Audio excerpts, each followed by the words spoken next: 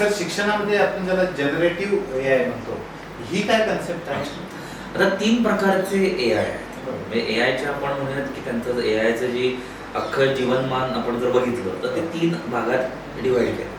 त्यातलं पहिलं आहे रेकमेंडेशन. म्हणजे काहीतरी मी करतोय त्याला मला सजेशन्स देणं, त्याला मला काहीतरी गोष्टी दाखवणं. म्हणजे काय साधी गोष्ट आहे, तुम्ही फेसबुकवर आहात, सोशल मीडियावर आहात, युट्यूबवर आहात, तुम्ही काहीतरी जसे आहात तुमच्या आवडीनुसार तुम्हाला कंटेंट दिसणार, सजेशन्स, त्याला रेकमेंडेशन्स म्हणतात. हे पहिली एआयची फेज होती.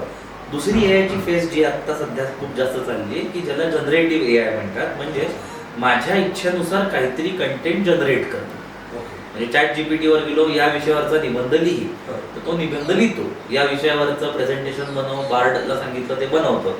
या विषयावरचा व्हिडिओ बनव सांगितलं तर क्लिक नावाचं एक टूल तुम्हाला बनवून देईल. सांगितलं त्या पद्धतीने. पण तुम्ही खूप छान शब्द वापरला, आपण सांगितलं तसं. आपण सांगितलं तसं आणि आपण सांगितलं तेवढंच ते देईल. आणि मग ही जनरेटिव्ह फेज. मी याच्यातलाच प्रॉम्प्ट म्हणून एक छान शब्द त्याच्याबद्दल थोडंसं विस्तृतपणे बोलतो होता. तिसरी फेज ही ज्याला प्रेडिक्टिव्ह एआय म्हणतात, ज्यातून एक नजीकच्या भविष्यात दिसायला लागेल. त्याचं एक छोटंसं उदाहरण द्यायचं जे सोप्या भाषेत सगळ्यांना कळेल, म्हणजे गुगल मॅप्स. तुम्ही गुगल मॅप्सवर जेव्हा निघता एका ठिकाणी दुसऱ्या ठिकाणी जायला, तेव्हा तुम्हाला तो नकाशा तर दाखवतोच, पण तो त्याच्याचबरोबर हेही प्रेडिक्ट करतो, तो हेही तुम्हाला सांगतो की तुम्हाला किती वेळ आहे. हे वर्तवणं इज प्रेडिक्टिव्ह एआय. म्हणजे आता लवकरच आपण सगळेजण जनरेटिव्ह एआय मधनं प्रेडिक्टिव्ह एआयला जाऊ. मग आपल्या आयुष्यात सगळ्या घडणाऱ्या गोष्टींचं प्रेडिक्शन एआय आपल्याला द्यायला लागेल. ती वेगळीच फेज, ती एक वेगळंच गणित आहे, ते वेगळंच एक टेक्नॉलॉजी आहे जी माझ्या अंदाजाने 1.5-2 वर्षात आपण त्या फेजला पोहोचलेलो असतो. इतक्या लवकर ते घडणार आहे. आता जनरेटिव्ह फेज जी 2022च्या अंती सुरुवात झाली आणि त्या काळात आपण आता सगळेजण जगतोय. इथे काय आहे की मला जी एखादी गोष्ट हवी आहे ती एआय करवी करून घेणं, ती एआय कडून जनरेट करून घेणं. आपण अल्लादीनचा चिरागाचं उदाहरण घेऊया. त्याला जे मी मागेल ते तो देतो, पण त्याला जे मी मागेल तो तेवढंच देईल, हे लक्षात घ्या. त्याला मी जर म्हणलं की वर्ल्ड वॉर 2 यावरती मला एक 15 स्लाइड्सचं प्रेझेंटेशन करून दे, ठीक आहे. तो मला एक छान प्रेझेंटेशन बार्डवरती उत्तम दिसेल असं, मराठीत हवं असेल तर त्या भाषेतही उत्तम प्रेझेंटेशन करून देईल. त्याचं ॲनिमेशन छान असेल, त्याचा दृकश्राव्य माध्यम खूप उत्तम पद्धतीने वापरलं असेल. पण आता मी त्याला पुढचा जर प्रॉम्प्ट दिला की मला जर्मनीच्या बाजूनी काय झालं ते सांग, ओके, आउटपुट बदललं. मी जर सांगितलं की मला त्याच्यामुळे नासधूस काय झाली त्याच्याबद्दल सांग, आउटपुट बदललं. मी सांगितलं की नाही मला आता फक्त मी स्टॅटिस्टिशियन आहे, मी गणितचा माझा अभ्यास आहे, ह्या पद्धतीतून तू सांग की वर्ल्ड वॉर 2 चा काय जगावर इम्पॅक्ट झाला, आउटपुट बदललं.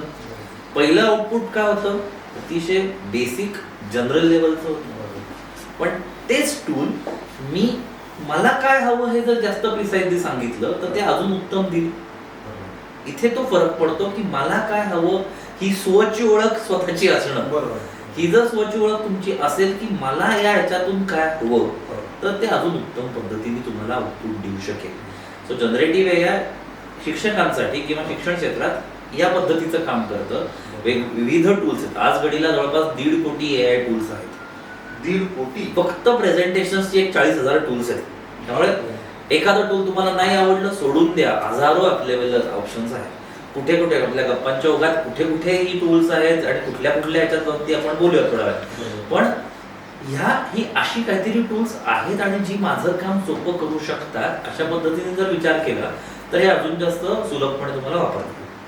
आता तुमचा मगाचा एक मुद्दा होता जो कदाचित मी मागे थोडासा राहिला माझा, की कधी आणि कशासाठी. तर आपण धरूयात की शिक्षक ही व्यक्ती आहे किंवा कुठल्याही प्रोफेशन मधली जी व्यक्ती आहे यांना 2 पद्धतीची काम, एक क्रिएटिव्ह आहेत, स्ट्रॅटेजिक आहेत आणि एक क्लिनिकल आहेत. ही जी स्ट्रॅटेजिक आणि क्रिएटिव्ह काम आहेत इथे आवर्जून ह्युमन इंटेलिजन्सच वापरा. आता आपण गंमत बघू की म्हणजे आता कुठल्याही क्षेत्रातली जेव्हा मंडळी काम करतायत तेव्हा कोणाचंही काम हे आपण धरूयात की 2 भागात विभागता येतं. एक आहेत की करडेशाळी करणारी सगळी कारकुनी काम, आणि दुसरी आहेत की जिथे तुम्हाला काहीतरी कलात्मकता दाखवता येते, कुठेतरी बुद्धिमत्ता वापरता येते, क्रिएटिव्हिटी काहीतरी वापरता येते. हे दुसरं काम झालं. आता फक्त शिक्षकच नाही, आपण कोणीही घेतलं तर सगळ्यांनाच ही दोन प्रकारची कामं. मी आवर्जून म्हणेन की तुम्हाला जिथे कुठे कलात्मकता आहे, जिथे कुठे तुम्हाला तुमची स्वतःची बुद्धिमत्ता दाखवता येईल अशी काही चॅलेंजिंग कामं आहेत, तिथे आवर्जून तुम्ही तुमचा स्वतःच्या कृत्रिम नाही मानवी बुद्धिमत्तेचाच वापर करा. पण जिथे कुठेही तुम्हाला असं वाटतंय की तुमच्या कामामध्ये तुम्हाला ही कारकुनी असलेली काही कामं आहेत, त्या क्षेत्राबद्दल माझं काही वाईट नाही, पण या ढंगाची काही कामं तुम्हाला करायला लागतात, तिथे तुम्ही एआयची मदत घ्या. जिथे काहीही होऊ शकत नाही, बरं इथे एआयची मदत घेतल्याचा फायदा काय होईल? तिथे मानवी चुका होणार नाहीत, तिथे स्पेलिंग चुकणार नाहीत, तिथे वाक्यरचना बरोबर येईल, बरं कुठल्याही भाषेतली बरोबर येईल. आणि तिथे मी त्या क्षेत्रातला नाही पण ते मला करावं लागतं अशी जर काही कामं आहेत, तिथेही तुम्हाला ह्याची मदत घेता येईल. तुम्हाला शिकवत असताना अनेक ठिकाणी हे बघायचं असेल की बाकीचे जग काय करतंय, इथे तुम्हाला ज्याला आपण रिसर्च संशोधन म्हणूया, मग ते काय फक्त एखादं संशोधन पेपर लिहिण्यासाठी दिसत नाही. मी शिकवत असताना शिकवण्यासाठीच लागणारं संशोधन आहे, इथेही वापरता येईल.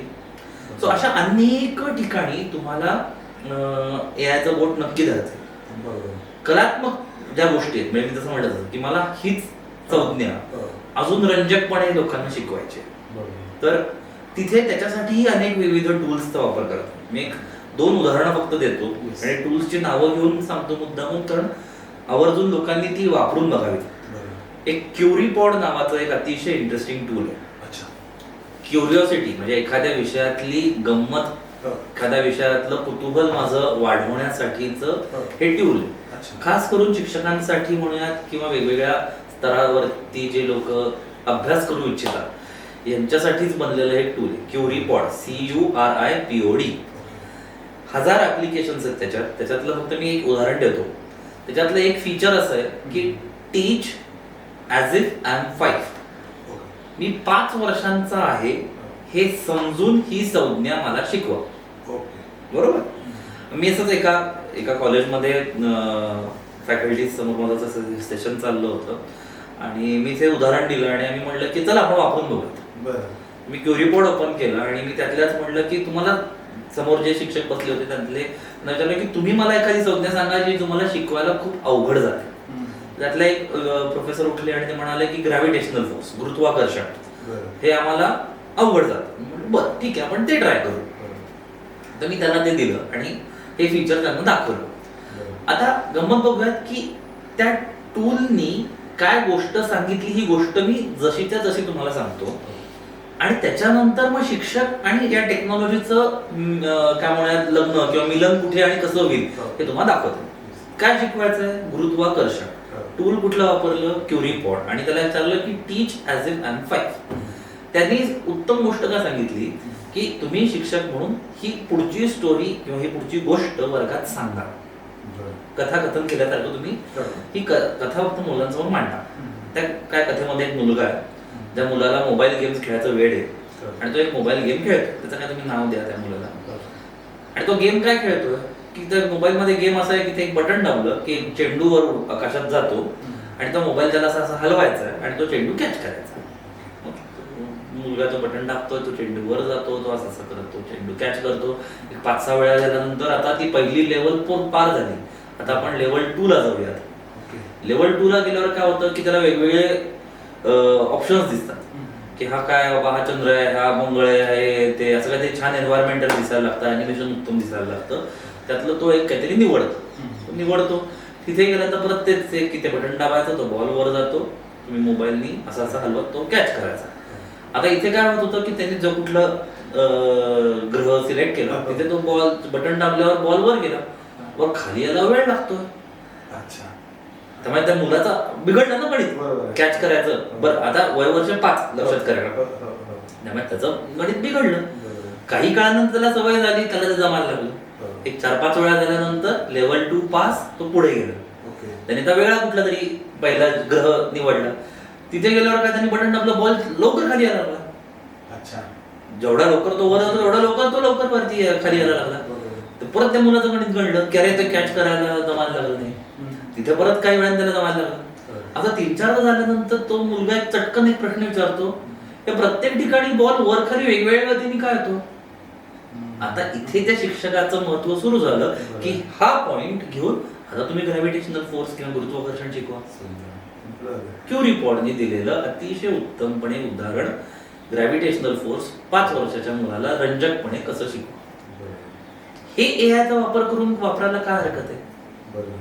आता आपण गंमत कुठे होते की हे कोण वापरू शकतं, की ज्या व्यक्तीला त्या विषयातलं संपूर्णतः नॉलेज आहे, तो हे व्यक्तीचं ऍप्लिकेशन म्हणजे 2 हे बिंदू जोडून घेणं हे ती व्यक्ती अतिशय उत्तमपणे करेल.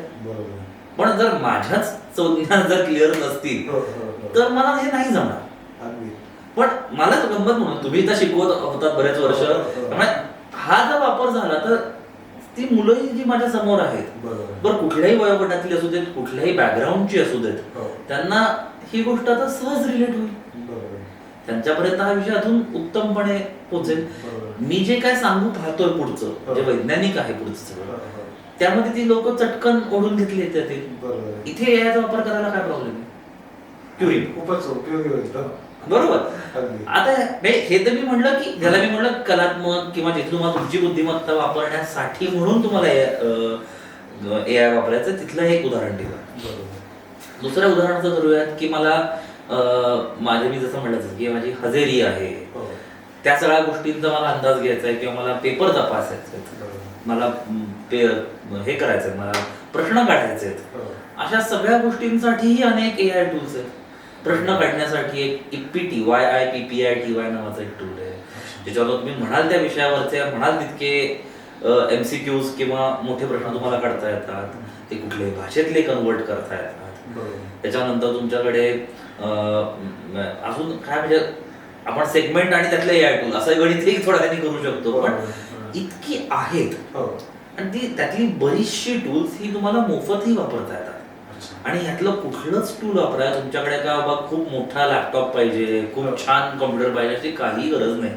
यातली जवळपास 87 ते 88% टूल्स ही मोबाईलवरही चालू वापरता येऊ शकते. याच्या इतकं सोपं जगात गोष्ट नाही. फक्त मला हे करायची ही इच्छा असेल की आपोआप हा मार्ग तुम्हाला दिसत जाईल. तुम्ही एखादं टूल वापरत गेला लागल्यानंतर अशा हजारो टूल्स तुम्हाला त्यांच्या शहरात तुम्हाला दाखवायला लागतील. आपोआप ती टूल्स तुमच्यापर्यंत पोहोचतील. फक्त तुम्ही पहिलं पाऊल टाकून सुरुवात केली पाहिजे. सर, अध्यापन करत असताना शिक्षकांना बरेचदा अनेकदा असं होतं की कंटेंट जो असतो तो तोच असतो, कंटिन्युअसली आपण दरवर्षी शिकवतो, परंतु त्यांना असं वाटत असतं की माझ्या भोवतालची जी परिस्थिती आहे त्याचा वापर करून मी कसं पद्धतीने तो कंटेंट त्या विद्यार्थ्यांना शिकवेन. याच्यासाठी कुठली परत आता गंमत बघूयात की एक मॅजिक टूल नावाचा एक आहे, मॅजिक स्कूल नावाचा एक टूल आहे. आता इथे परत मी जसं मगाशी ही गोष्ट तुम्हाला क्युरी पॉडची सांगितली तसं आता अगेन क्युरी पॉडचे हजारो भावंड असलेली कॉम्पिटिटिव्ह टूल्स आहेत. मॅजिक स्कूल साठीची पण हजारो कॉम्पिटिटिव्ह टूल्स आहेत. मला ती आवडलीत कारण मी ती जी 4 वापरली त्यातली मलाही आवडली, तुम्हाला दुसरी आवडती. यावर काय होतं की मी माझे कॉन्टेक्स्ट ठरवून घेऊ शकतो की मला मराठी मधलीच उदाहरणं हवी आहेत, मला भारतीय वंशातलीच उदाहरणं हवी आहेत. आपण कशी कमांड देताना देऊ शकतो ते सहज शक्य आहे. पहिल्यांदा मी तुम्हाला जसे ती दुसऱ्या महायुद्धाची गोष्ट सांगत होतो की तुम्ही जितके क्लिअर आहात की तुम्हाला काय हवं तितकी तुम्ही त्याला ज्याला प्रॉम्प्ट शब्द वापरला गेलाय तो तुम्ही द्या आणि त्याच्यावर तुम्हाला आउटपुट मिळेल. प्रॉम्प्ट म्हणजे काय, आपल्यापैकी बऱ्याच जणांनी ChatGPT बघितलं असेल किंवा या सेशन्स मध्ये जे काही टूल्स आहेत त्याच्याबद्दल बऱ्याचदा म्हणणं झालं असेल. तर तुम्ही तिथे गेल्यानंतर तुम्ही जे टाईप करता की मला काय हवं याला प्रॉम्प्ट म्हणतात. किती सुंदर शब्द आहे बघा मला त्याला प्रॉम्प्ट हा शब्द आहे. प्रॉम्प्ट या शब्दाचा ऑक्सफोर्ड डिक्शनरी मधला अर्थ आहे कमांड देणं, एखाद्याला कमांड देणं. आता कमांड कोण देऊ शकतो, तुम्हीच उत्तर दिलं. म्हणजे ज्या मंडळींनी ह्या सगळ्या एआयचा शोध लावलाय त्या सगळ्यांच्या मते माणूस प्रॉम्प्ट देतोय, म्हणजे माणूस हा टेक्नॉलॉजी पेक्षा सुपीरियर आहे. दुर्दैवाने काय होतंय की ह्याच्याकडे बघण्याच्या ओघात आणि त्या सगळ्याच्या भीतीपोटी आपल्याला ही भीती आहे की ही टेक्नॉलॉजी माझ्यापेक्षा वरचढ होईल. पण त्याच्या बेसिक्स मध्येच हे आहे की तुम्हीच आयुष्यभर याच्या पुढे असणार आहात आणि तुम्ही जे काही करताय त्या गोष्टींची गती वाढवण्याचं काम फक्त हे करत आहे. त्यामुळे त्याच्याबद्दल घाबरण्याचं मुळातच काही कारण नाही. आता मी जे काय करतो त्याच्यात कुठल्या गोष्टींना मला याची गरज आहे आणि कुठे नाही हे मला काही काळाने कळायला लागलं, तर हे माझं आयुष्य अजून जास्त सोपं होईल. बरोबर आहे. सर, आपण शिक्षकांच्या दृष्टीने त्यांना कसा याचा उपयोग करता येईल याच्यावर बोलतोय, पण मला आता तुम्ही बोलत असताना एक असं लक्षात आलं की शेवटी आपल्या शिक्षकांचा या सगळ्यांचा उद्देश जो आहे तो आहे आपला विद्यार्थी. ऍब्सोल्युटली.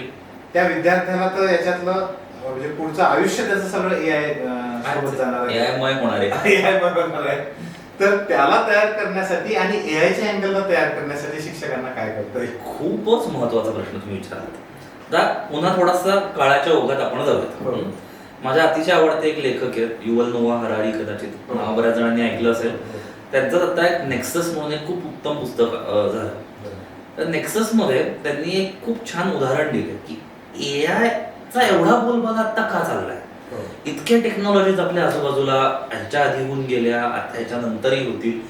AIनीच एवढं काय घोडं मारलं, ह्याच्याबद्दलच एवढं का आरडाओरडा होतोय. तर हे लक्षात घेऊयात की माणसाच्या आजवरच्या लाखो वर्षांच्या इतिहासात हे पहिल्यांदा घडलंय की कुठली तरी टेक्नॉलॉजीचा स्पीड किंवा ज्याला इंजिनिअरिंगच्या भाषेत वेलॉसिटी म्हणतात, त्याची गती म्हणूयात, त्या कुठल्याही तंत्रज्ञानाची गती ही माणसाच्या मेंदूच्या प्रगल्भतेच्या गतीच्या पेक्षा जास्त आहे. हे माणसाच्या आजवरच्या लाखो वर्षांच्या इतिहासात पहिल्यांदा घडलंय. म्हणून AIचा एवढा उदो चाललाय. पण आता ह्याच गोष्टीकडे आपण जर पाया म्हणून जर बघितलं तर ह्याच्या पुढच्या येणाऱ्या सगळ्याच टेक्नॉलॉजीज अशाच असणार आहेत. बरोबर. ही जर गोष्ट आपल्याला पटली आणि परत मी माझ्या आवडत्या सायकोलॉजीच्या विषयाकडे जातो आणि त्यातलीच एक पुन्हा एक संज्ञा ढापून तुम्हाला पुन्हा ते उदाहरण देतो की ज्याला हाफ लाईफ नॉलेज असं म्हणतात. म्हणजे काय, साध्या सोप्या भाषेत म्हणतात की 2010 साली मी जेव्हा इंजिनियर झालो तेव्हा हे हाफ लाईफ नॉलेज हे 13 वर्षांचं होतं. म्हणजे काय की किती काळात मी 2010 मध्ये जी एखादी गोष्ट अतिशय लेटेस्ट, उत्तम किंवा प्रगत म्हणून शिकलो, त्याची युटिलिटी, त्याची उपयुक्तता 50% येईल. ह्या काळाला लागणारा वेळ किती. बरोबर. हे जर प्रमाण मोजलं तर माझ्या आई वडिलांनी जेव्हा नोकरी करत होते तेव्हा ते प्रमाण 30 वर्षांच्या आसपास होतं. मी साधारण 82 ते 90 या दशकांबद्दल बोलतोय. तेव्हा हे प्रमाण 30 वर्षांपर्यंत होतं. मी जेव्हा 2010 साली इंजिनिअरिंग माझं कम्प्लीट केलं तेव्हा ते 13-14 वर्षांच्या आसपास होतं. म्हणजे 2010 साली मी सगळ्यात प्रगत, सगळ्यात उत्तम म्हणून जे काय शिकलो ते 2024 पर्यंत 50%च महत्वाचं किंवा त्याची उपयुक्तता 50%च राहिली. हेच परत तुम्ही वाढवत गेलं तर मला दिसेल. आता 2024 मध्ये जेव्हा आपण वर्ष संपलं, 2024 वर्षाच्या शेवटी हेच हाफ लाईफ नॉलेज 5.5 वर्षांवर आलंय. आता ह्याचा इम्पॅक्ट बघूया, त्याचा होणारा परिणाम बघूया विद्यार्थ्यांवर. आपण धरूयात की वयाच्या 22व्या वर्षी एखादी व्यक्ती नोकरी, व्यवसाय काहीतरी सुरू करते. 22, 23, 24, 17 आणि वयाच्या धरूयात 60व्या वर्षापर्यंत ती व्यक्ती नोकरी, व्यवसाय काहीतरी जनता करणार आहे. म्हणजे 37 ते 38 वर्षांचा कालखंड आहे. आत्ता मी म्हणतोय की ज्या गतीनं आता टेक्नॉलॉजी आहे तशीच राहिली. आपल्याला दोघांनाही माहिती आहे की ती वाढणार आहे, पण मी म्हटलं की तो तसाच राहील 5.5 वर्ष, तरी 7 ते 8 वेळा त्या व्यक्तीला अपस्किल, रिस्किल म्हणजे नवीन काहीतरी शिका, जे काय झालं ते विसरून नवीन काहीतरी 2-4 गोष्टी शिका, हे करायला लागणार आहे. जे कदाचित माझ्या आई वडिलांच्या पिढीला त्यांच्या आयुष्यात एकदाच करायला लागलं. म्हणजे उदाहरण द्यायचं झालं, माझ्या आई वडिलांच्या काळात एकदा काहीतरी कॉम्प्युटरायझेशन झालं आणि तेव्हा जगभरात झालेला कल्लोळ आपल्याला माहिती आहे. माझ्या वेळी ते 13 वर्षे म्हणजे माझ्या लाईफ स्पॅन मध्ये, माझ्या वर्किंग स्पॅन मध्ये हे 3दा घडणार आहे. कदाचित त्यातलं AI हे पहिलं असेल, अजून 2 मला बघायचे. ही विद्यार्थी मंडळी जेव्हा आता आहेत, हे जेव्हा त्यांचं नोकरी करायला लागतील तेव्हा त्यांना जवळपास त्यांच्या म्हणजे काय म्हणतात करिअर स्पॅन मध्ये 7 ते 8 वेळा ह्या गोष्टी बघायला लागणार आहेत. म्हणजे तुम्ही लक्षात घ्या, अडॅप्टॅबिलिटी म्हणजे नवीन गोष्टींची जुळवून घेणं हे केवढं मोठं स्किल झालंय. मग मी थोडासा उपरोधानी आजकाल म्हणतो की कदाचित एखाद्या विद्यार्थ्याला 27चा पाढा नाही आला तरी चालेल, पण तुम्ही त्याला पहिल्यांदा नवीन गोष्टींशी जुळवून घ्यायला शिकवा. आणि त्याला जर तुम्हाला नवीन गोष्टींशी जुळवून घ्यायला शिकवायचं असेल, आधी तुम्ही नवीन गोष्टींची जुळवून घ्या. बरोबर. ते जर नाही झालं तर तो उद्याच्या जगात त्याला जुळवूनच घेता येणार नाही.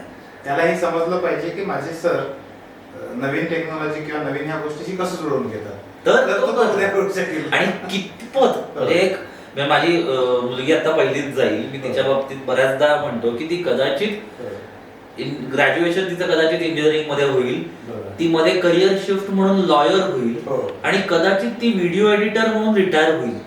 इतके करिअर चेंजेस मी म्हणतोय मी. आणि तो गमतीचा भाग कदाचित आपल्याला ऐकताना आज वाटतोय, पण हे इतक्या लवकर आपल्याला आपल्या आयुष्यात घडताना दिसणार आहे.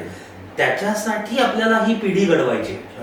सर, शिक्षकांना आपलं जे काम आहे शिकवण्याचं, ते काम शिकवण्याचं करत असताना अनेकदा शिक्षणाच्या व्यतिरिक्त पण काही कामं करावी लागतात. त्याला काही इलाज नसतो आणि कुठल्याही व्यवस्थेमध्ये असतील तरी ते आपल्याला करावी लागतात. ही कामं खूप असं त्याला काय म्हणून आपण प्रेमाने करतात अशातला भाग नाही, पण ते आवश्यक पार्ट असतो तो. तिथं कुठं एआयची मदत होऊ शकते? बऱ्याच जण हसतात ना तुम्ही, त्यांच्या मनातला प्रश्न तुम्ही विचारला अगदी. तुम्हाला कॅमेऱ्यामधून दिसतंय इथे या गंमत बघूया की मला मी परत म्हणत होतो की मला काय करायचंय आणि मला काय करावं लागतं. म्हणजे आपण बऱ्याच ज्याला आपण मगाशी कारकुनी म्हणूयात किंवा असे काही काही शब्द वापरलो. आता ही सगळी कामं जर आपण बघितली तर या सगळ्या कामांची म्हणजे जी करावी लागतात अशी सगळी जी कामं आहेत, या सगळ्या कामांमध्ये तुम्ही बघायला गेलो ना तर एक क्रम आहे आणि त्या क्रमांनीच तुम्हाला कामं करायची, ज्याला इंग्लिशमध्ये प्रोसेस ड्रिव्हन वर्क असं म्हणतात. की तीच म्हणजे मी करो किंवा कोणी करो ती त्याच क्रमाने करायची असतात. ही सगळी गोष्ट किंवा अशा सगळ्या गोष्टी उलट एआय अतिशय चटकन करू शकेल, कारण त्याला सगळ्या गोष्टी तुम्ही स्वतःहून सांगून म्हणजे त्याला तुम्ही मांडून देताय की आधी हे कर, मग हे कर, मग ते कर, मग ते कर. आता इथे फक्त मी म्हणेन की सगळ्यात मुबलक प्रमाणात सगळ्यांना अवेलेबल असणारा प्लॅटफॉर्म म्हणजे आताच्या घडीला ChatGPT आहे. या ChatGPT वर देखील तुम्ही ही प्रोसेस जर डिफाईन केली तर अतिशय उत्तमपणे तुम्ही हे करू शकता.